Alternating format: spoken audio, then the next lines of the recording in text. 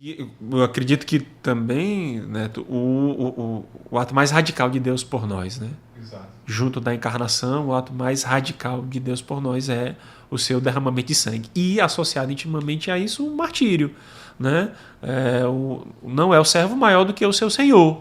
Então, se perseguiram a mim, perseguirão também a vós. Então, o discípulo é aquele que deve estar preparado também a doar a sua própria vida. E aí, o mais expressivo é o sangue, né?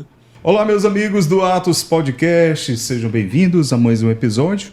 Hoje vamos conversar aqui temas variados, mas especialmente sobre o preciosíssimo sangue de Jesus, né? Cuja festa a gente celebra agora no mês de julho, né? E estamos gravando esse episódio aqui no mês de julho, Pedro. E temos aqui como convidado o Padre Tiago Geirden. Seja bem-vindo, Padre. Obrigado, Neto. Obrigado, Pedro. Agradeço o convite, a possibilidade da gente estar aqui, conversar, dialogar, claro, e levar a palavra de Deus, disseminar a espiritualidade, né, para os corações, nesse ambiente que é um grande continente virtual. É isso. Que a gente precisa estar presente evangelizando. Então, o serviço de vocês é magnífico também, porque colabora com esse levar a palavra. Obrigado, Padre.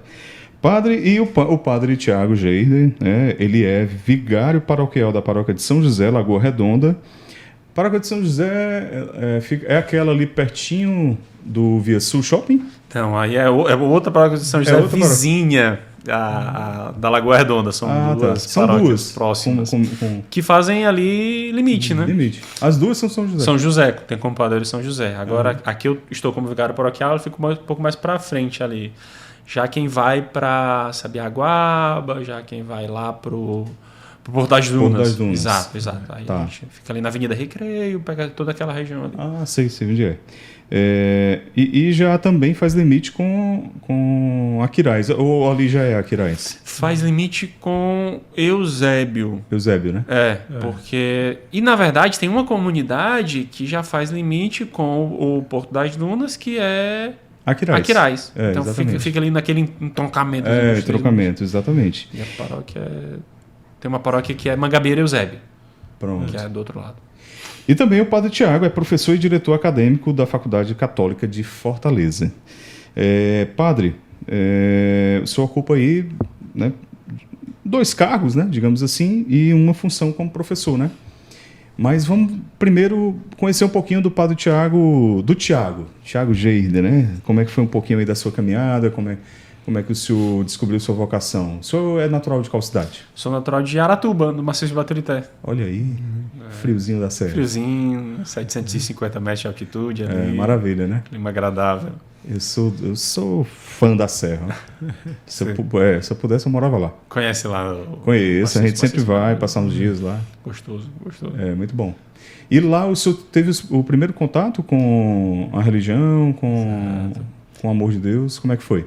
Eu sou da parte rural da cidade, então eu sou bem rural. Minha família é família de agricultores, embora com a minha mãe a gente dê um passo seguinte para a profissão, no caso da minha mãe e das minhas tias, de professores. A minha mãe é professora, as minhas tias são professoras, mas os demais membros da família são agricultores. O meu pai foi agricultor, mas também deu um salto para a profissão de motorista. Eu sou da parte rural. Então, o meu começo de existência é ali, né? No contato com a natureza, no contato mais familiar. E a religião ali é bem importante, né? E é mais importante ainda por causa da conversão do meu avô. Começa ali com o meu avô, que inclusive fez a Páscoa dele ano passado. A gente está celebrando o ano da Páscoa Eterna do meu avô. Que tem uma juventude um pouco mais descontrolada, assim, nada que seja em excesso, mas distante da religião, né? Sim. E aí, quando ele está já casado, já na fase um pouco mais madura, ele passa por um processo de proximidade com a religião, se aproxima de participar mais diretamente de vida de comunidade, e aí a família vai junto com ele, né? Os meus tios, minhas tias e tio, e eu pego essa herança também. Já da minha mãe, já totalmente participando, já totalmente integrado à vida de pastoral. Então eu pego muito essa herança. E eu já nasço um pouco nisso, nesse ambiente. Então me recordo de cedinho na minha existência da novena, do terço.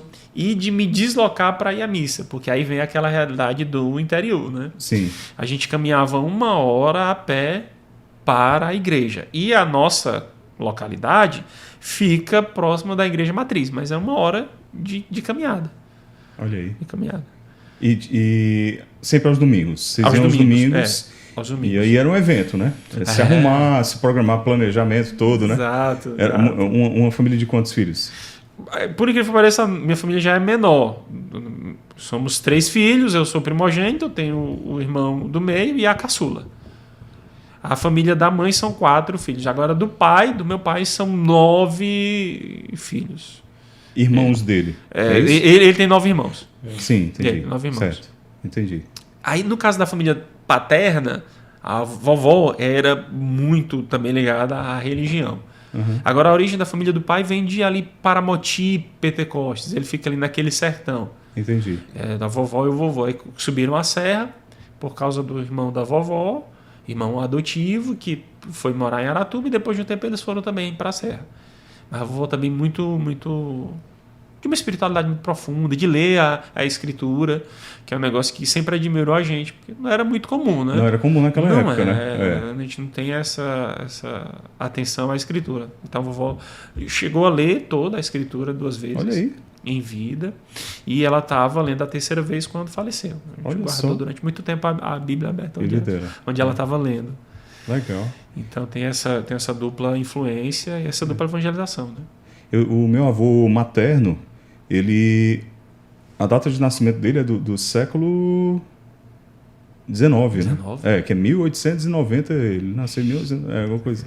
E a minha mãe conta que a Bíblia, só quem podia pegar na Bíblia e ler era ele. Era a autoridade da casa, na figura paterna. Nossa, impressionante. E aí eu herdei essa Bíblia, que era dele, né? Uma Bíblia antiquíssima, né? Uma versão... Ainda tinha aquele português mais parecido com o português de Portugal, né? Né? Com alguns... E aí ela me conta isso. Todo dia, à noite, aí ele reunia a família toda, mas a Bíblia ficava guardada lá em cima e só ele que podia pegar e ler a Bíblia. No seu caso, a sua avó, né, que era uma figura feminina, materna, né? Isso. E ela tinha essa intimidade com a palavra. Exatamente. Não é muito comum, porque as mulheres geralmente elas têm mais a questão da devoção popular, né, que são as novenas, né, o texto, as orações, enfim, né? Mas muito bom. E o que foi que lhe marcou assim nesse período? Então, aí essa vida de pastoral já marca um pouco a paróquia de Aratuba, que é uma paróquia... Hoje nós falamos de comunidade de comunidades. Os bispos do Brasil falam exatamente da gente deixar essa macroestrutura para voltar para essa proximidade, o corpo a corpo, né? A igreja no Brasil fala muito da comunidade de comunidades. A gente já tinha experimentado isso lá na paróquia de Aratuba, de pequenas comunidades. E nessas pequenas comunidades, aí sim, tem um processo de renovação da escritura. Então a gente, além dessa que marca muito da primeira infância, a novena, o texto, o devocionismo, marcava o encontro semanal com a palavra de Deus. Então a comunidade se reunia para fazer uma espécie, não era nem exatamente celebração da palavra, nem era exatamente um círculo bíblico, mas era um misto das duas coisas. Era um mix ali. E geralmente final de semana, sábado ou domingo, porque não tinha Eucaristia, então para a comunidade ficar sem nenhum alimento, tinha o alimento da palavra. Certo. Então isso também eu lembro de me marcar bastante, da minha caminhada inicial como cristão, né? De viver em comunidade, desse olhar para a Escritura e, claro, junto à devoção. Terço, novena, e aí aqueles períodos fortes do ano. Mês mariano inteiro, a gente se reunindo, a novena do Natal, novena da Bíblia, do mês da Bíblia, de fazer também a novena. Advento, né? Os tempos litúrgicos, tudo, quaresma. Exato. Muito bom. Pontuar isso. E qual foi o momento que bateu aquele chamado para o sacerdócio? Esse momento, aí, claro, Deus chama em todas as realidades, né? Deus chama quem está totalmente distante, Deus chama aqui numa realidade específica de igreja. No meu caso, admirar muitas figuras na adolescência foi o meu chamado. Claro, além da comunidade, de participando da comunidade, além de estar na família, de sentir esse chamado passando pela família, eu senti esse chamado de Deus também admirando algumas figuras. Naquela época, naquele contexto muito próprio, eu admirava, por exemplo, uma figura de um cara magnífico que é Helder Câmara, Dom Helder Câmara.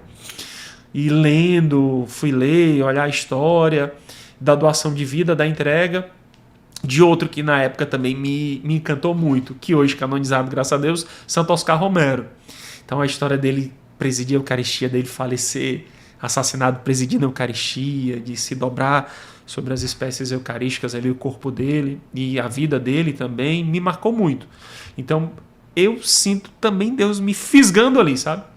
Olha, eu vou te chamar por aqui, né? Admirando essas figuras, esse testemunho de vida, da presença de Dom Helder Câmara, mas de uma espiritualidade depois de ler, né? E aí a minha experiência familiar também de leitura, de ler um pouco sobre a vida de Dom Helder, da espiritualidade, né? De um homem que acordava ali de madrugada para fazer as orações, para fazer as suas poesias místicas, assinava como Padre José, ele já bispo, assinava como Padre José. Então essas figuras me marcaram, e aí eu sinto que Deus estava ali, ó, me fisgando, né?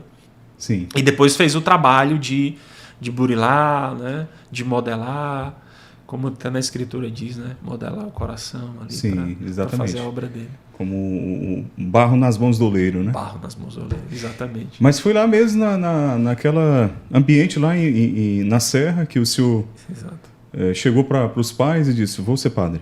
Aí eu pensei, bom, eu quero me aprofundar, eu quero mais alguma coisa. Eu estava ali no meio da adolescência, 15, 16 anos, e aí eu fui falar com o pároco. Meus pais me indicaram, né? Vai falar com o padre. E aí o pároco me deu, aí eu falei, padre, é porque eu já sirvo aqui, eu já ajudava em pastoral do dízimo, né? Pastorais, grupo de jovens. E aí ele me dá um panfleto vocacional, que era da Arquidiocese, pastoral vocacional da Arquidiocese. Esse panfleto eu guardo na memória até hoje, porque falava um pouco da caminhada vocacional, mostrava os seminários da Arquidiocese, as etapas, o processo, e tinha a imagem do Papa à época, São João Paulo II, e a frase, jovens, não desanimem em momento algum, vale a pena ser padre. Então essa frase também me marcou muito do panfletozinho que o padre me entregou na época. Ele disse, vamos participar dos encontros vocacionais. E aí eu vou para o encontro vocacional, e aí eu começo a conhecer mais a igreja, me encantar, porque aí eu percebo que tem outras realidades, né? Há outras espiritualidades, a igreja é muito maior do que só aquela experiência que a gente faz ali. Isso. Então isso foi me encantando cada vez mais. E participando da pastoral vocacional. Joia. Então participei 2 anos ali, com 15 anos, e depois com 17 anos da pastoral vocacional. Aí o senhor teve que vir para Fortaleza, né? Naturalmente, para estudar aqui. Aí o meu segundo ano de pastoral vocacional, como vocacionado, os encontros eu vinha para o seminário propedêutico. Então, mensalmente, a gente tinha que se deslocar de Aratuba, Fortaleza, participar do encontro e retornar. E aí depois, para fazer os estudos, muda para o seminário. Sim. Deixando que nos mudar, né? É uma história bem tradicional, né? Um caminho bem linear, né? Geralmente o pessoal acha que é uma mega história e às vezes o caminho é bem linear. Não, Foi aquele ambiente ali familiar, religioso, lhe impactou, e para o senhor foi um caminho natural. O senhor não teve grandes, digamos assim, crises de saber qual o estado de vida, o que seguiria. Nada disso permeou. Claro que teve um pouco daquela revolta da adolescência, a gente fica meio revoltado também, com as realidades, né? Mas eu tinha também muita admiração e oscilando com a vida militar. Eu sempre admirei muito a vida militar, sempre achei muito, muito bonita a vida militar. Mas me encantava essa vida de quem doa por um ideal maior. Né? A expressão que também me marcou é essa questão da vida doada por um ideal maior. E olhando muito exatamente as figuras aqui, né? De santos da nossa época, que depois a igreja reconheceu como santo, né? E levou a honra dos altares, Oscar Romero, Helder Câmara, um negócio linear, mas me inspirou essa experiência desses grandes homens, essas grandes pessoas que se doaram. E eu admiro também, eu sou muito de olhar esse exemplo de vida daqueles que lá na paróquia de Aratuba foram os predecessores também, né? Daqueles que que deram testemunho do dia a dia da vida de pastoral, como o senhor Erildo, o professor Erildo, que me encantou muito. São os santos anônimos, santos, né, padre? Anônimos do dia a dia, exatamente, santos que... Aqui a gente, para usar a expressão bebe, né? A gente bebe muito da espiritualidade de São José Maria Escrivá. E aí é o cotidiano, né? E é muito legal a gente ver testemunhos como o do senhor, que não tem nada de extraordinário, mas que o extraordinário se faz e acontece exatamente no ordinário da sua vida, né?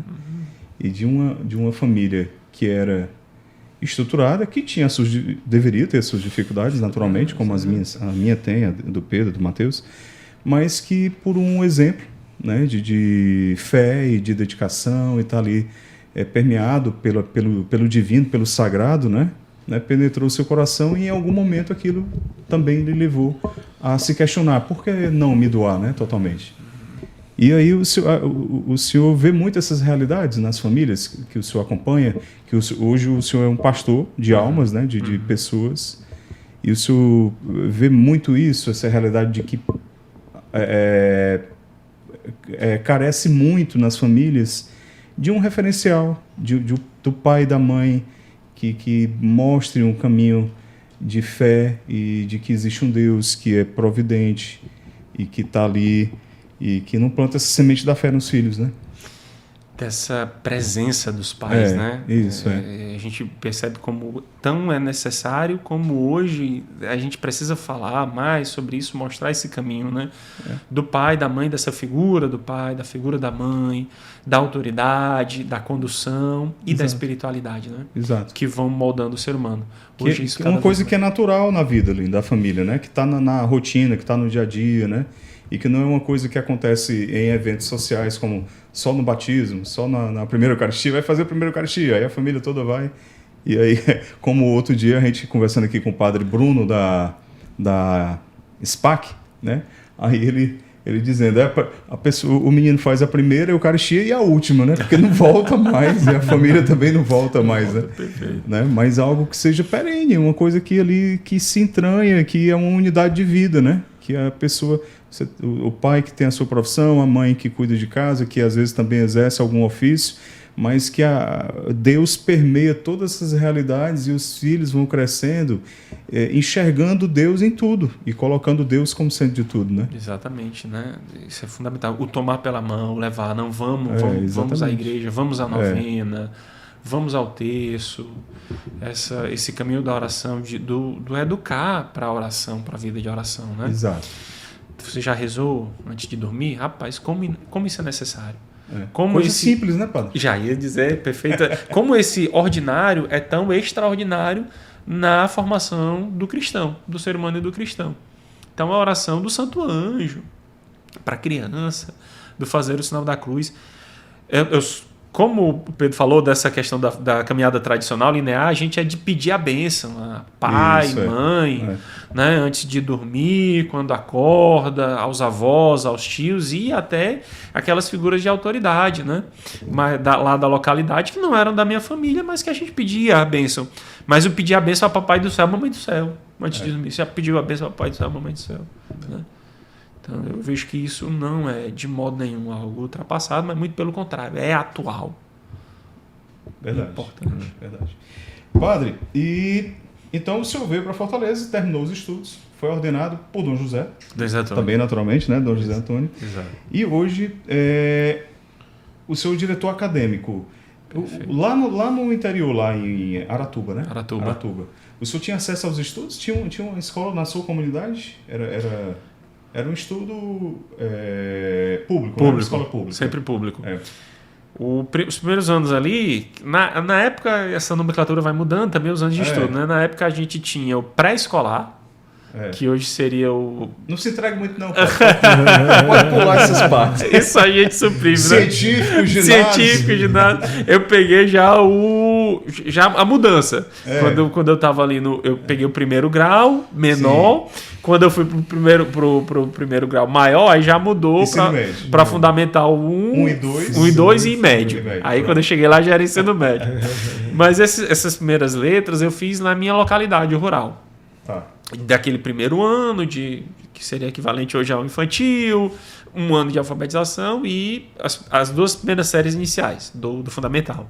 Depois eu já tive que ir para a parte urbana da cidade, para fazer o restante do fundamental e o ensino médio. Aí a gente tinha a estrutura lá, além de uma escola municipal, de uma escola estadual, pública, tinha aquela campanha nacional de escolas das comunidades, que hoje a gente chama de parceria público-privada. Acho que equivalia mais ou menos isso na época, que era a SENEC. Tá. Que é a SENEC, que é a Campanha Nacional de Escolas da Comunidade, que também os pais dão uma contribuição, dão uma caixinha, tem a contribuição pública, então você tinha esse ensino. Que inclusive é fundado, depois aqui já no seminário eu fui atrás, por um grande paraibano, Felipe Thiago Gomes, que é um cara que também tinha do interior, dificuldade de estudar, se formou e aí bolou essa ideia da Campanha Nacional de Escolas da Comunidade, a SENEC. Legal. E foi outra coisa marcante também na minha história de vida, o ser senecista. Isso é bacana, né, cara? A gente depois, rememorando, o modal ideal, o hino da SENEC, né? Uma escola aberta em qualquer parte, trará luz para o ser humano. O hino da SENEC marcava muito: amigo, avante, na falange senecista, ocupa o teu lugar pelo Brasil com fervor idealista. Trabalhar, trabalhar. Então isso molda também o caráter do ser humano, do indivíduo. Verdade. E aí eu fui um tempo aluno senecista, e aí depois eu fui para a escola estadual. Aí terminei lá a minha formação básica, o ensino básico no Estado, na escola do Estado, na escola estadual. Entendi. Pública. Tá. Mas aí o senhor não parou os estudos, né? Porque hoje o senhor é diretor acadêmico, tem níveis superiores de estrito senso? Aí quando a gente vem para o seminário, É. eu também peguei uma mudança do seminário da gente ter o nosso curso reconhecido pelo MEC. Então, Tá. nossa formação no seminário, aí eu já vim direto para o seminário. Eu fiz o ano vocacional ali com 17 e 18 e vim direto para o seminário. Tá. Aí já entrei com 18 para 19 ali. Não precisou do propedêutico, né? Fiz o propedêutico. Ah, tem que... Fiz o propedêutico. É. Fiz Qual é a ocasião em que pula o propedêutico? Ou obrigatoriamente tem? Obrigatoriamente se faz o propedêutico, mas não o curso, porque a gente tem o seminário e tem o curso. A gente tem essa separação. Você tem o seminário, mora, e o curso é da faculdade, tem um curso propedêutico, o ano propedêutico. Entendi. Quem já tem o começo da graduação, ele mora lá, que é aquele ano introdutório para o seminário, né? Certo. Então, olha, a estrutura de seminário é essa, oração das horas, horário, e aí o restante, quem já tem o curso superior, está começando, não faz o curso propedêutico. Eu fiz o curso propedêutico também, que foi muito bom, porque português, geografia, história, literatura, redação, Tá. na faculdade. Na época era ITEP, que era Instituto Teológico Pastoral do Ceará. Certo. Depois virou faculdade. E aí eu peguei também essa mudança do curso ser reconhecido, porque o curso era só, nós chamamos seminarístico ou eclesiástico. É só uma estrutura que a própria Santa Sé define, né? Certo. Tem o currículo de estudo, que é definido agora pela Congregação para a Educação Católica. O dicastério da Santa Sé, ela diz, tem que ter essas disciplinas. Mas ela não se preocupa se há reconhecimento ou não em cada país. Antes a gente tinha o curso eclesiástico. E foi uma decisão dos diretores na época pedir esse reconhecimento ao MEC. Certo. Então apresentou aqui, aí o nosso curso primeiro foi a teologia reconhecida e depois a filosofia. Isso é muito bom, né? Porque você, dentro, eclesiasticamente falando, você tem ali os seus estudos, mas também para efeito da sociedade civil, você também tem um diploma, tem o certificado, o reconhecimento, né? Perfeito, exato. E isso nos também, dois âmbitos, né? E ajuda depois a um estudo de pós-graduação. Exatamente. Né? Que é o caso de alguns padres que são enviados para isso. Foi o que aconteceu com o senhor? Também. Aí o senhor fez mestrado? Aí eu fiz mestrado. Aí eu fui seminário, graduação em filosofia, graduação em teologia. Terminando, aí tem processo vocacional, pastoral para missão. Uhum. Fomos como seminarista para uma paróquia. Depois a gente recebe a ordenação diaconal, faz aquele ano do diaconal, um estágio diaconal, e recebi a ordenação sacerdotal de Dom José Antônio, 2011. Aí eu fico 2012, 2013 como vigário paroquial da Paróquia São Francisco das Chagas do Gereissati. Certo. De lá, o conselho de formadores, o conselho de presbíteros, né, aqueles que auxiliam o arcebispo nas decisões, colocaram meu nome, me perguntaram se eu queria dar continuidade aos estudos de pós-graduação do mestrado. E eu aceitei. E fui fazer aqui no país mesmo, aqui no Brasil. Fui para a Pontifícia Universidade Católica de São Paulo. Certo. Fui para PUC São Paulo. Aí eu morei ali em 2014, 2015, os 2 anos de mestrado em teologia. E qual foi a sua objeto de estudo? Aí eu vou para a história eclesiástica porque é de acordo com a necessidade, né? Tá. A gente tem uma necessidade de professores para essa área, então vamos ver os padres que estão disponíveis e que podem estudar. Na época, o curso de teologia, a gente estava com dificuldade com o professor para a história eclesiástica. Então, no curso de mestrado em teologia, a minha linha de pesquisa foi história eclesiástica. E aí eu pesquisei as relações igreja-estado aqui em Fortaleza no período da ditadura de 68 a 74. Certo. Foi esse o meu objeto de pesquisa. Pesquisa muito interessante, porque já há grandes pesquisas sobre essa relação igreja-estado também nesse período, mas ali São Paulo, Rio, no máximo Recife, né? Tá. Há grandes pesquisas ali. Tem um cara que eu me utilizei bastante, que é um pesquisador norte-americano, Kenneth Serbin. Ele veio fazer pesquisa sobre essa relação no Brasil igreja-estado. São Paulo, Rio, Recife, ele pouco pesquisou aqui. Certo. E aí eu resolvi fazer uma pesquisa aqui em Fortaleza, aqui no Ceará. E nesse sentido, então, foi inédita. O senhor fez esse recorte aí, né? Exato. As pesquisas eram mínimas, assim, pesquisas bem incipientes. Até para encontrar material. Material foi um pouco difícil, eu tive que ir no material documental. Garimpar mesmo, né? Garimpar. Ainda bem que hoje você tem acesso a muito documento. E aí eu fiz uma pesquisa muito interessante. Assim, Qual foi o período dos anos que o senhor falou? De 1968 a 1974. 6 anos, né? 68, né? 68 a 74. Ali. Entendi. 6 anos. Aí eu fui em jornal, Sim. né, ver o que aconteceu. E aí foi uma pesquisa muito, muito, muito interessante. Muito bom. E depois do mestrado, partiu para o doutorado ou ainda não? Aí eu não fui para o doutorado. Tá. Eu vim para o magistério, voltei para Fortaleza, vou para a faculdade de teologia. Nossa, né, da faculdade, que aí virou Faculdade Católica de Fortaleza. Era Instituto Teológico Pastoral do Ceará, virou Faculdade Católica de Fortaleza. Aí eu vou para lecionar nessa área, História Eclesiástica. Joia. E como professor, o senhor herdou também um pouco da sua mãe, não foi? Exato, aí tem a história da mãe de professora do Fundamental 1, do antigo professor polivalente, a figura do professor polivalente. Eu pego um pouco essa herança da mãe. Legal.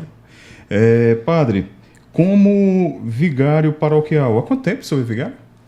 Aí eu estava há pouco tempo, até bem pouco tempo, na função de formador. Tá. Compunha a equipe de formação do Seminário de Teologia.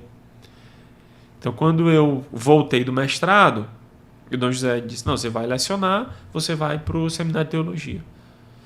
E aí você compõe a equipe. Então, eu fiquei de 2016 até agora, 2024, responsável pela dimensão da espiritualidade, da liturgia, como diretor espiritual do seminário. Joia. E aí, recentemente, fui transferido para São José Lagoa Redonda, como vigário paroquial. Muito bom, padre, muito bom.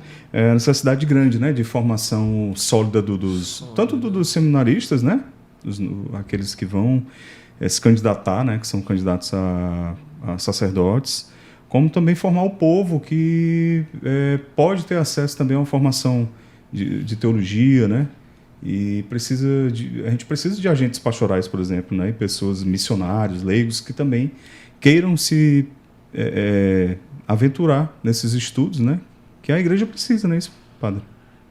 A igreja, a evangelização, a gente vê que desde os primórdios da evangelização, não somente os pastores, mas os discípulos levam a palavra, né, vão fundando comunidades. E quantas comunidades e quantas igrejas, no sentido, né, de comunidades pujantes, foram fundadas por discípulos anônimos, né? A própria comunidade de Roma, São Paulo chega, São Pedro chega, e estão lá os irmãos numa comunidade pujante sem ter nenhum apóstolo atrelado a essa comunidade. E também nos nossos dias, né? Como é importante que os leigos levem essa palavra bem fundamentados, e sobretudo na nossa época, né? Dialogar com as nossas realidades, dialogar com o mundo da tecnologia, dialogar com o mundo da ciência, bem fincados naquilo que Pedro diz, né? Estejam muito prontos a dar razões da vossa esperança. Né? Então, como é importante que todos os nossos leigos, que os fiéis tenham esse conhecimento sólido, né? E aquela máxima de Santo Agostinho também permanece, né? A fé que deseja ser esclarecida, né? A fides quaeras intellectum, né? Sim. E aí Agostinho, de modo magistral, como um grande mestre, diz, né? Eu creio para entender e entendo para crer. Então, isso também eu acho que permanece muito válido, urgente, necessário nos nossos dias. Daí a formação de um curso de teologia, né? Que não deve ser para fazer crescer a fé no coração do fiel, né? Ou te levar a uma espiritualidade, mas é um curso que te dá essa solidez. Exatamente uma isso. fé mais robusta, né? Madura, exatamente. Eu já vi gente dizendo assim, rapaz, tem gente que entra para fazer teologia e acaba virando ateu, fica... esse tipo de coisa. É mito? Como é? Eu acho que se você não passa por esse momento de crise da sua fé que te leva a um crescimento, né, você está fazendo um pouco errado a sua teologia, porque te leva a um questionamento, né, das suas certezas para um crescimento maior, né? Toda crise ela é extremamente positiva se ela me leva a uma proximidade com Deus, se ela me leva a rever uma caminhada e fortalecê-la, né? E sair dali mais fortalecido. Mais fortalecido, né? Então, se você eu fui fazer teologia e sair sem fé, eu digo, olha, você nunca teve fé ali, porque... Você só descobriu que não tinha fé. Exatamente. Foi só uma conclusão, Foi né? só uma conclusão daquilo. O fato da filosofia vir antes da teologia, né? No caso da formação dos seminaristas, tem uma razão lógica? Tem, sim. Um pouco um argumento histórico, né? Ali no medievo, antes de você fazer aquele curso, você tinha um curso básico, que era o curso de humanidades. O medievo, o que é, padre? A Idade Média ali. Certo. Na Idade Média, na universidade, né? Antes de você ir para os 3 grandes cursos, que era Direito, Medicina e Teologia, você tinha um curso básico. Primeiro, o curso de Gramática, Trivium, Quadrivium, e depois o curso de Humanidades, que também era chamado de Bacharel em Artes, Bacalaréus em Artium, que aí é a filosofia. Então você tinha 2 anos ali, que hoje nós temos como filosofia, que te dava a base para depois dali você ir fazer direito, medicina ou a teologia, que era o grande curso da Idade Média. Então esse é um pouco o argumento mais histórico, né? Depois os grandes tratados teológicos, eles levam muito em conta, se a gente for até a patrística, né? Os esquemas da filosofia, um arcabouço mais próximo da teologia. Então, da filosofia, conceitos, a teologia se apoia e dialoga muito com a filosofia. Conceitos, termos, então te ajuda a entender muito os elementos dos grandes manuais, da dogmática teológica, os conceitos, os termos da filosofia. E, no meu caso, eu também faço uma leitura de um aspecto mais prático. A filosofia, ela te ensina a pensar, organizar o pensamento, o que te prepara para fazer uma teologia saudável. Até a lógica, né? Você estuda a lógica aristotélica, depois você estuda a lógica moderna, organizar um pensamento lógico ajuda bastante. Muito bom, muito bom.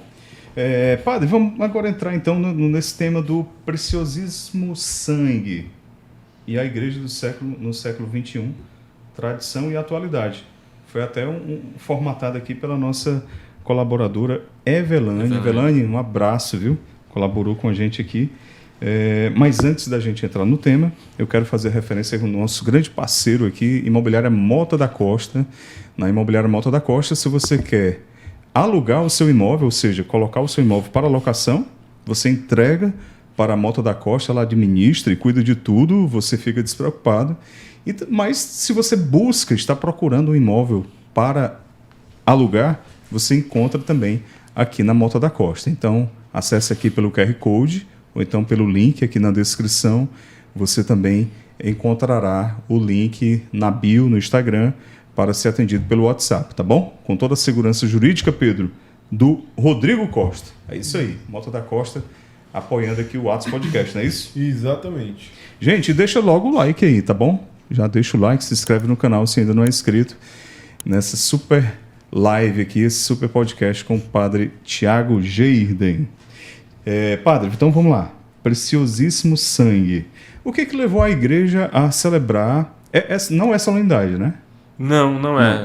É uma festa. Sobretudo depois da reforma litúrgica, se tornou missa votiva e o mês é dedicado ao Preciosíssimo Sangue. Que é o mês de julho, né? Que é o mês de julho. Mês de junho é ao Sagrado Coração de Jesus. E a gente tem Corpus Christi. Corpus Christi. Que às vezes é móvel, né? móvel, às vezes Esse em maio. ano 2024 caiu em maio, por exemplo, né? Exato. Mas o Sagrado Coração também móvel, mas... Termina sendo também, né? Mas geralmente em junho. Ficou tradicionalmente, né, o junho. E julho, o Preciosíssimo Sangue. Então, o que é que levou a igreja, a tradição da igreja, a fazer essa celebração do Preciosíssimo Sangue de Jesus? Tá ligado ao cerne da nossa fé, né? Tá ali na essência, tá ali no mais profundo da fé, que é a encarnação, né? O Verbo encarnado.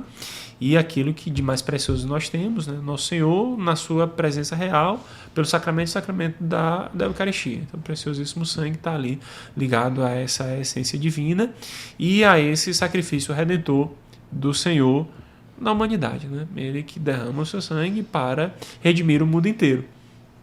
Então, a igreja volta-se para adorar o Senhor com a sua inteireza no nosso meio, no seu corpo, sangue, alma e divindade. Então, uma adoração também ao Preciosíssimo Sangue do Senhor.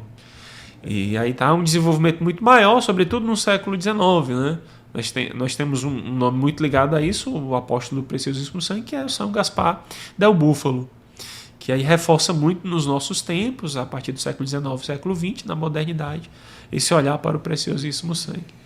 Mas é claro que tem uma tradição enorme anterior a ele, de voltar-se para o preciosíssimo sangue de nosso Senhor Jesus Cristo. O sangue, ele naturalmente ele chama muita atenção da gente, né?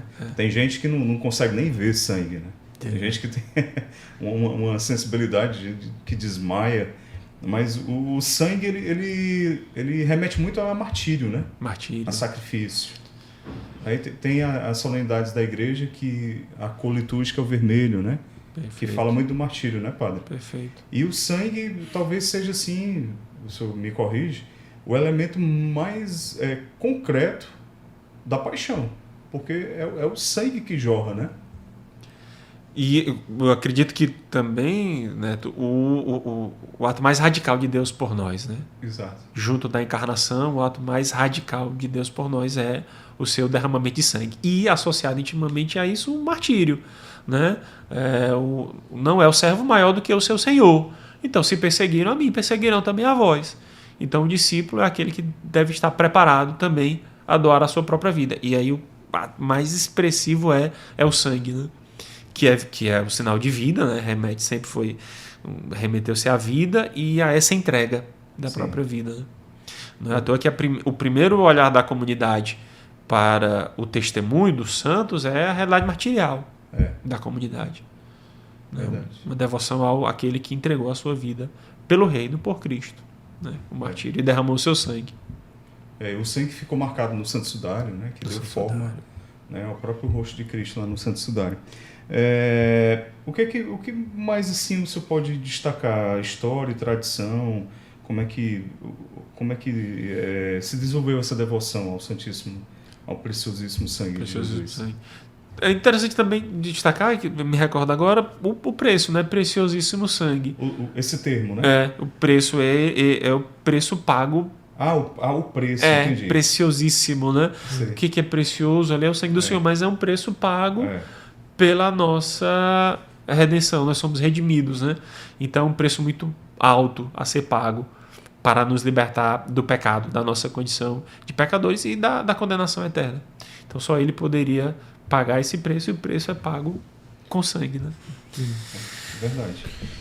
Nós temos alguns milagres eucarísticos, né? Que o mais famoso deles talvez seja lá o Gelanciano, né? Que pedaço de a hóstia, né? A hóstia. E aí me corrija também, padre. jorrou também o sangue ali, né? Teve o sangue lá. E até hoje está lá, né? Tá, até hoje você teve contato lá? Você teve a oportunidade de ir até lá? Eu nunca viajei para Europa. Vamos fazer uma viagem juntos? Vamos marcar. Eu preciso o diretor espiritual do grupo do Atos Podcast. Perfeito, a gente poderia até lançar a ideia. Né? Mas aí dizem que até hoje lá tem o sangue que não coalhou, né? Que está lá. Tá lá. Lanciano, tem aquela dúvida do sacerdote, momento da crise, né? E aí, como uma grande resposta, a hóstia se transforma em carne, né? E aí aquela promessa do Senhor no Evangelho, a palavra do Senhor, minha carne verdadeiramente comida, meu sangue verdadeiramente bebida, ali é expresso para que a humanidade acredite, né? Para que seja um sinal muito visível desse amor de Deus, dessa redenção de Deus. Então nós temos alguns milagres eucarísticos, entre eles Lanciano. Sim. Assim, na prática assim, da nossa vida cristã católica, né? A gente tem muito a imagem do Santíssimo, né? Do corpo de Cristo, que é ali o pão, né? Mas o sangue, de fato, ele fica um pouco de lado, né? Até a comunhão em duas espécies, ela não acontece muito, né? Às vezes é numa solenidade e tal, né? O senhor acha que essa devoção deveria ser mais difundida, mais... É muito interessante observar isso, né? Talvez pelo fato da nossa comunhão ser sob a espécie do pão, né? E aparentemente esteja ali, né? Só o corpo, mas há um Cristo total quando a gente comunga. Mas não comungar sob a espécie do vinho leva também a gente a olhar muito para a adoração eucarística, para a hóstia, né? A hóstia magna e nossa comunhão sendo a pequena hóstia, a gente acaba não olhando para o sangue, né? Para a bebida que nos leva à vida eterna. E aí é interessante, porque a comunidade, ela, claro, comungava sobre as duas espécies, pão e vinho. Primitiva, né? Depois de um tempo, a evangelização vai crescendo, o número grande de fiéis, mas também... Questão de logística mesmo. Logística, né? Também o cuidado, né? Na hora de manusear o cálice. E até mesmo alguns instrumentos que a comunidade foi utilizando ao longo do tempo. Uma espécie de colher para comungar no cálice. Isso na tradição mesmo latina, né? Uma cânula também era utilizada. Em alguns períodos a cânula era utilizada para essa comunhão, sob a espécie do vinho, um pequeno canudo, né? Que os fiéis faziam uso disso, mas isso foi deixando de ser utilizado. Século XII, XIII, ali você já tem a comunhão sob a espécie do pão somente, né? E aí você tem que ter um olhar para esse preciosíssimo sangue. E aí esses momentos de adoração nos ajudam a recordar essa unidade, essa inteireza do Senhor, né? Ao comungarmos, nós comungamos o Cristo inteiro. Ao se encarnar, ele se encarna de modo inteiro. E ao nos redimir, ao voltar para o Pai, é o Cristo total, o Cristo inteiro ali, a fazer essa obra de redenção, né? Exatamente. Padre, queremos também agradecer o nosso parceiro Normatel Home Center, né? Se você quer construir ou reformar, Pedro, a Normatel é o lugar, não? Exatamente. Tem site online, manda para todo o Brasil, então vale a pena conferir lá, viu? Pega lá todas as ofertas, promoções aqui pelo nosso QR Code, também pelo link, e você será atendido pelo WhatsApp se você quiser, ou então ir a alguma das lojas da Normatel, tá bom?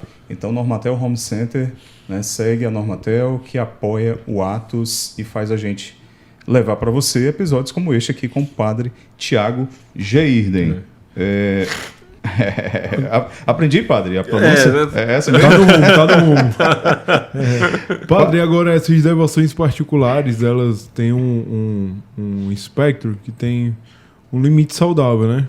Qual seria, por exemplo, o limite saudável para não cair numa superstição, para não cair numa esfera ali de algo que seja de pura troca, né? Por um interesse puramente comercial, né? Comercial.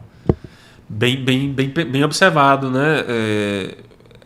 As devoções, elas não podem estar separadas exatamente daquilo que é a nossa adoração maior, principal.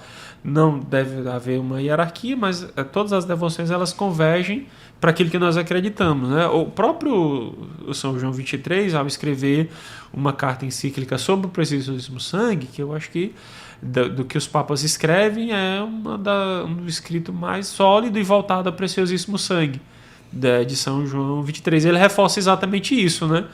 A questão da adoração, nosso culto de latria a Deus e ao Filho de Deus encarnado, e que as outras devoções não devem ser separadas, mas devem nos levar a isso. No entanto, a gente deve ter sempre esse cuidado, né? De recordar que a nossa experiência de fé, a nossa experiência de cristãos é uma experiência existencial, de vida, né? Não é algo que eu simplesmente faço em algum momento e desligo do meu cotidiano. Não é que eu coloque a minha devoção como uma roupa e depois a retiro, né? Então, eu acho que é uma questão de catequese necessária, que tem que ver junto da espiritualidade, junto da devoção, essa catequese, essa doutrina, que deve ser oferecida de modo sólido e, claro, de modo muito tranquilo, né? De modo muito tranquilo. Mas, realmente, aquilo que a gente estava conversando, de oferecer aos fiéis esses conteúdos sólidos, não só do curso de teologia, mas para toda a comunidade, essa robustez daquilo que nós acreditamos, daquilo que nós vivemos, daquilo que nós celebramos. Sim, sim. Para a gente não cair no misticismo de achar que é algo totalmente desvinculado da minha vida, né? O sacrifício de Cristo foi um sacrifício real, de derramamento de sangue, e aí o que nós adoramos é isso, né? Algo que é concreto. Perfeito. Concreto. Muito bom, muito bom. Padre, voltando um pouquinho para a história da faculdade, da academia. Aluno é aluno em todo lugar, né? Do maternal até doutorado. Exato. Aluno dá muito trabalho. Hoje, com as tecnologias, os alunos estão dando mais trabalho? O que é que você acha? Mais trabalho. A gente tem que...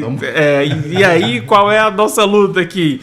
É de integrar isso, porque a gente tem uma estrutura tradicional, né? De formato de sala de aula. Então, a gente tenta utilizar agora a projeção, o projetor, tenta trazer o filme para a sala de aula para integrar mais atenção. Vamos pesquisar alguma coisa na hora da aula, surge alguma coisa, não, vamos pesquisar. Tem esse problema aqui, alguém pesquisa, quem aqui acha isso, né? Então o pessoal tá com o celular na mão, vamos atrás de alguma coisa aí, pesquisar pra gente debater. Concorrer com o celular é difícil, né, Padre? É difícil. Não, e o bom é assim, eu também já fui professor, né? E o bom é que o aluno acha que o professor não tá vendo, né? Mas você ali em pé na frente, você vê tudo. Aí você vê o cara que tá querendo disfarçar e querendo, achando que o professor não está vendo e você está vendo. Você sabe aquele que está prestando atenção. Você sabe aquele que está olhando para você, mas está viajando. Exato. Ele até está ali. Mas você sabe que está viajando na maionese, né? Mas existe esse desafio hoje, né? É quase que nadar contra a maré, né, Padre? Isso. E eu acho até uma questão de manter o foco, manter a atenção. As novas gerações, elas estão com essa dificuldade, né? O nosso foco, a nossa atenção está cada vez mais reduzido. Então, a gente tem uma estrutura de aula, de 2 aulas conjugadas, você não consegue ter o foco, a atenção de todo mundo o tempo todo, né? Então, você tem que dar uma parada, claro, pedagogicamente você tem que puxar para alguma coisa, mas as novas gerações, elas não conseguem sentar e ouvir 1 hora... 60 minutos de palestra, sempre falando. Né? Então, os nossos seminaristas são aí com 22, 23, 24 anos, já é de uma nova geração. É uma nova geração. Por outro lado, a tecnologia ajuda bastante, né? Ajuda. Não tem como... A gente também não pode demonizar, né? Não, de modo nenhum. Então, o mandar alguma coisa pela tecnologia, manda vejam isso aqui, pesquise isso aqui, né? Indica alguma coisa pela tecnologia. Você tem que fazer ela um aliado, né? Tem que fazer da tecnologia uma aliada. Mas o senhor acha que o povo está ficando meio idiotizado? Porque Ctrl-C, Ctrl-V, ChatGPT, e aí? Você passa um trabalho, aí o cara pega lá e não se dá o trabalho nem de pesquisar. Que é algo também novo, recente, o ChatGPT, porque ainda... a inteligência artificial que já é uma realidade já. Realidade. Como lidar? Como eu sei que o texto vem do ChatGPT? Como é que vai saber? Como é que vai saber? Mas você utilizou uma expressão que tem até alguns teóricos que já estão escrevendo sobre isso, né? Sobre o idiotizar o ser humano e algumas obras, um escrito sobre a fábrica de cretinos digitais, que é o cara que vai perdendo essa capacidade do pensar por si, do raciocinar. do ir em busca, né? A pesquisa é isso, né? De não só receber, de não só passivamente pegar o saber, mas de ir atrás. Esse é um risco para todos os campos do saber, não só para a teologia, para a filosofia, mas para todos os campos do saber. É algo que já tem, a gente tem que ficar alerta em relação a isso. Né? Sim. Não, meu filho, o mais novo, tem 14 anos, né? Aí tem as redações do colégio. Aí, às vezes, ele fica, pai, eu vou fazer esse tema aqui contigo aqui, do lado, porque tu vai me dando as dicas e tal. E tem outras vezes que tu faz só, e depois eu dou só uma revisada. Mas eu sei, eu bato o olho e sei quando ele fez e quando ele pegou no chat GPT ou em algum lugar, né? Gabriel, esse texto aqui, mas... Tá bom demais, tá bom demais. Não tem limite no seu potencial, meu filho. Você é bom, esforçado, mas não é tanto assim, não. A coesão aqui tá muito perfeita.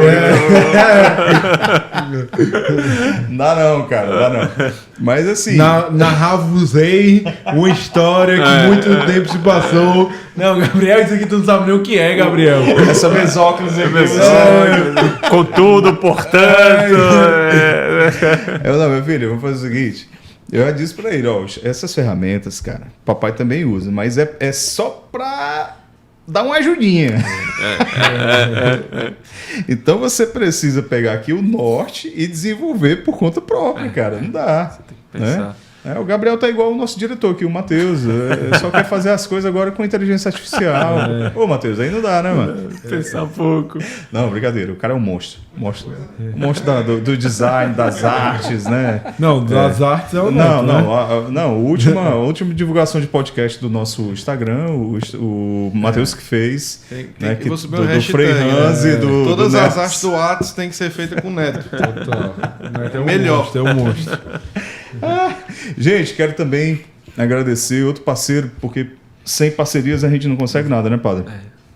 Nossa grande parceira, que é terapeuta, a Tamires. A Tamires está fazendo um trabalho espetacular, focado em mulheres católicas. Você que é mulher, você que é católica, e vive aí os seus anseios, suas angústias próprias, né, da sua condição de ser feminina no mundo católico, mas não propriamente só questões católicas. Mas se você professa essa fé, você tem na Tamires uma pessoa que está dentro da igreja e que compreende todas as nuances aí e pode te ajudar bastante, tá bom? Então, entre em contato com a Tamires aqui pelo QR Code ou pelo link, que ela vai falar com você e você vai ser muito bem atendida, tá bom? Tamires, valeu, grande parceira aí do Atos. Padre, a vida de padre não é fácil, né? Tem gente que acha que padre, tá de boa, tá tranquilo, né? Eu sou vigário paroquial, Lagoa Redonda. Isso. Só o deslocamento para ir para a faculdade. Você tem aí uns 9, 10 quilômetros. Como é? Aí no trânsito vai dando uma estudada. Você põe o... Você pode botar o WhatsApp Podcast a partir de agora, podcast, né? Bota lá no Spotify.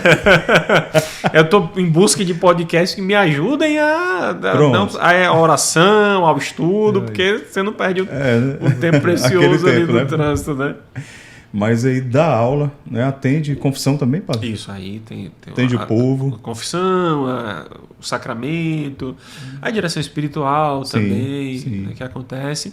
E a vida paroquial com formação, né? No seminário era formação para os nossos seminaristas, né? Agora é o povo. Agora é o povo. Então você tem a formação, você tem que ir para a catequese, você tem que ir para pastoral da Crisma, você tem que acompanhar o pessoal do dízimo, todas as pastorais que... É isso. Ministro da Eucaristia, então liturgia, né? Sim. Tem que ter esse jogo de cintura de estar em todos... mas colaborando com o Padre Nazareno, que é o pároco, claro. E aí a gente divide o peso, o fardo ali para conseguir estar presente. É isso aí. Padre, obrigado, viu, por sua presença. Quem quiser entrar em contato com o Padre Thiago, como é que faz? Tenho o meu... Pode divulgar aí tudo que o senhor quiser aí. Pode perfil ali, tudo. tem no Instagram tem o professor Padre Thiago Gomes. É tudo junto? Professor... Abreviado, professor? Prof. Padre Thiago Gomes. Vamos deixar aqui na tela, tá? No Instagram, Instagram. Pela faculdade também me conta, o contato da faculdade, e na paróquia de São José, para quiser celebrar a Eucaristia, os sacramentos, fazendo uma visita. Joia. E nesses dias agora do Tríduo do Preciosíssimo Sangue.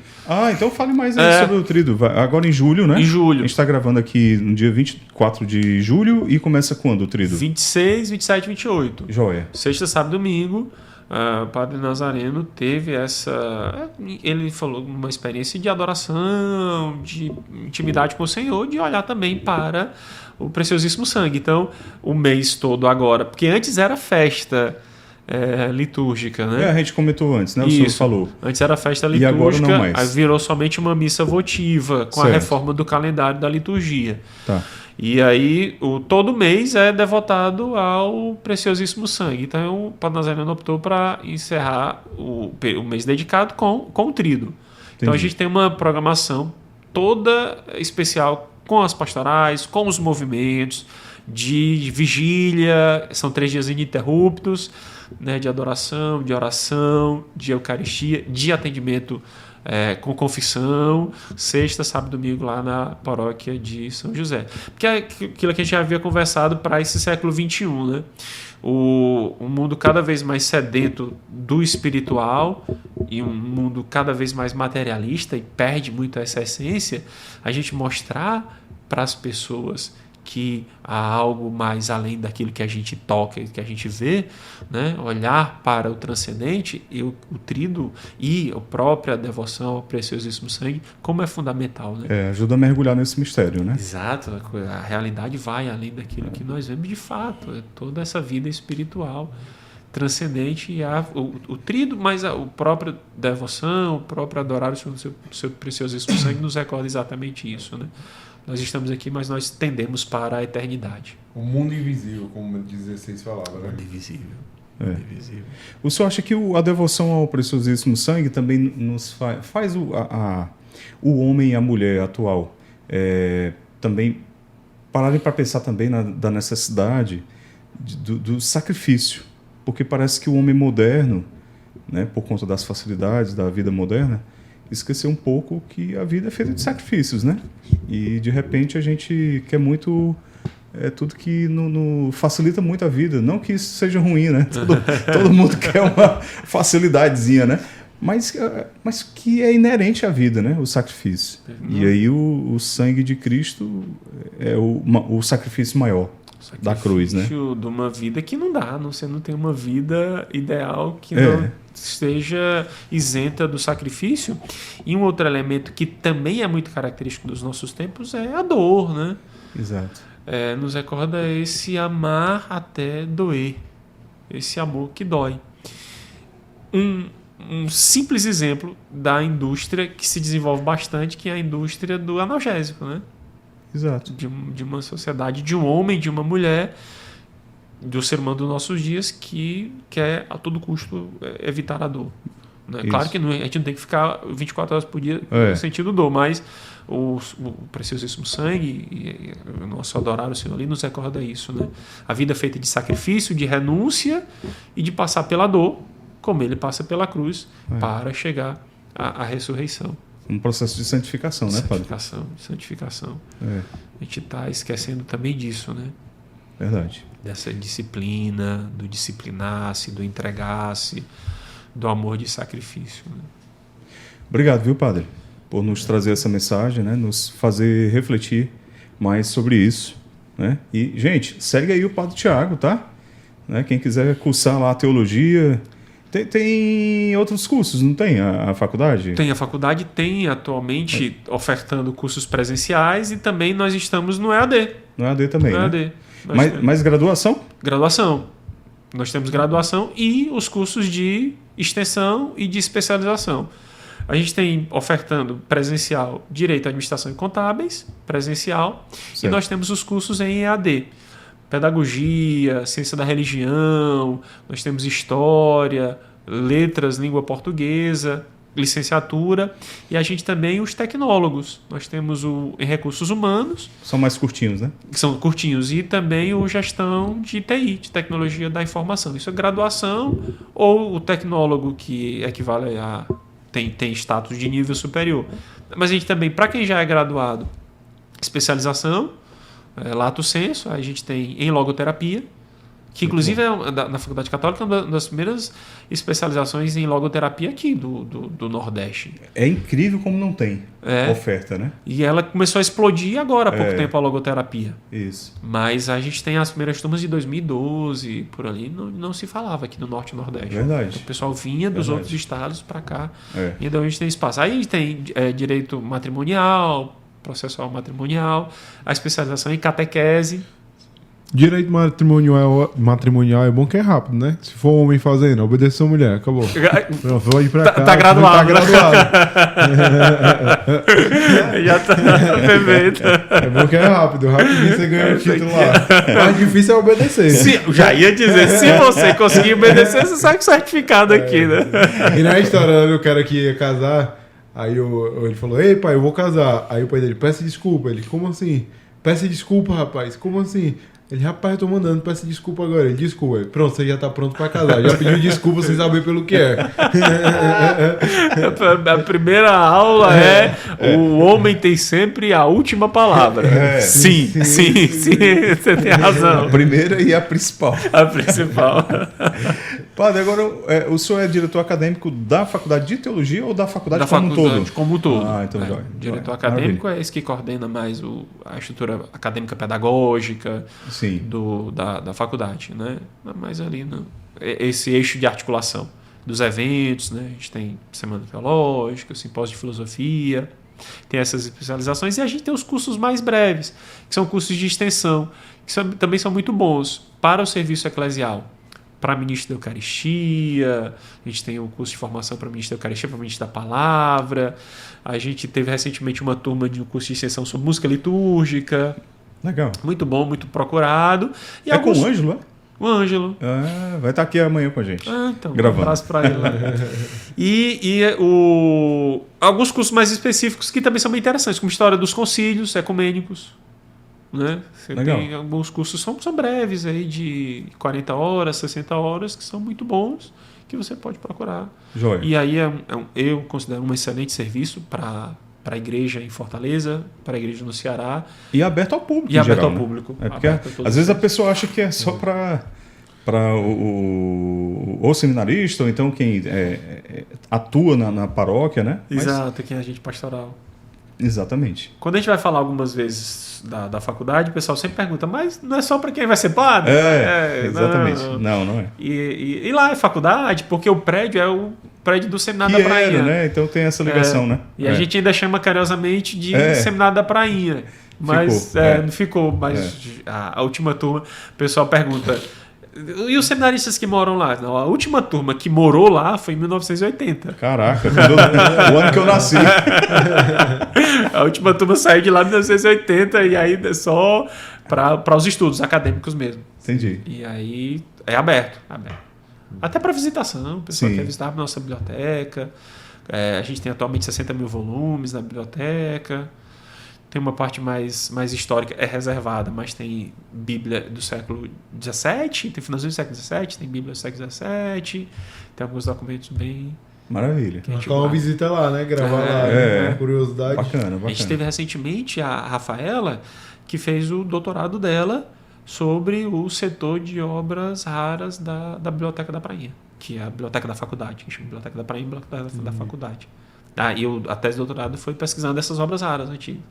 Então ela foi as línguas em francês, que os lazaristas vieram, trouxeram... São os vicentinos. Os vicentinos trouxeram as obras em francês, então francês, latim, tinha muita coisa em latim que o pessoal estudava, então tinha que saber latim para poder estudar, então está lá no setor de obras raras da biblioteca, que é muito boa. Além da biblioteca virtual, que a gente já tem também, a gente tem a biblioteca física, com os nossos volumes direitinho. Legal. E a procura por curso EAD já ultrapassa os cursos presenciais? A gente já tem... Agora o pessoal está querendo muito a teologia EAD. Tem uma grande busca e o Dom Gregório pediu que a gente já começasse a pensar isso, essa teologia EAD, porque tem uma busca muito grande sobre isso. E as especializações. Por exemplo, a nossa turma de especialização em catequese, nós temos Aí 60%, por incrível que pareça, 60% dos alunos dessa turma atual são de fora do estado. É mesmo. Especialização em catequese. Então eu ministrei uma disciplina, tinha gente do Paraná, tinha gente de São Paulo, tinha gente aqui do norte do país, ou do Maranhão para o norte, então procurando pelo EAD, que na verdade não é 100% EAD, porque a especialização ela é síncrona, né? Era isso que eu ia perguntar. Ela é síncrona, então a gente ministra a aula e tem uma parte de conteúdo que a gente oferece, que aí sim o EAD você pega quando tiver tempo, né? Que é o 100% EAD. Excelente. Mas tem uma busca muito interessante agora nos nossos dias, né? Porque infelizmente até o deslocamento, né? Quem mora para esse lado da cidade, para chegar lá na faculdade, para começar a aula 6h30, 6h30 o noturno é 6h30. O trânsito até ali é uma loucura. Nunca começa, né? Como professor do noturno, a gente nunca começa às 6h30. Porque geralmente as pessoas vêm do trabalho, né? Saindo do trabalho, estão se deslocando, então a gente tem que dar esse tempinho para o pessoal chegar. A pessoa chegar. E a AD ajuda. Isso. Padre, muito obrigado. Eu que agradeço. Muito obrigado mesmo ter tirado esse tempinho aí pro Atos Podcast, né? Então, galera, segue aí o Padre Tiago, tá? Quem puder participar do Tríduo, acho que quando for ao ar, Padre, já tem passado. De qualquer forma, visite a paróquia São José, lá da Lagoa Redonda. Lagoa Redonda. Né? E confere lá a programação da paróquia e também os atendimentos lá com o padre. Às vezes o padre quer só tomar um cafezinho e bater um papo, né, padre? Não precisa... Que também é formativo, né? Pô, conversar amenidades, né, padre? Também faz parte da vida. Exato. Gente, valeu. Obrigado, então. Até o próximo, Pedro. Até o próximo, pessoal. E a bênção do padre. E a bênção do padre, por gentileza, padre. Então, todo ano, mês de julho, finalzinho do mês, a gente faz o tríduo do Preciosíssimo Sangue. Maravilha. Quero agradecer a oportunidade, o convite, o espaço, parabenizar pelo podcast, por esse serviço de espiritualidade, de formação, né, de algo cristão nas redes sociais, na internet. Isso é muito necessário. Obrigado. Que Deus abençoe esse apostolado de vocês. Reze por nós. Que é fantástico. Obrigado.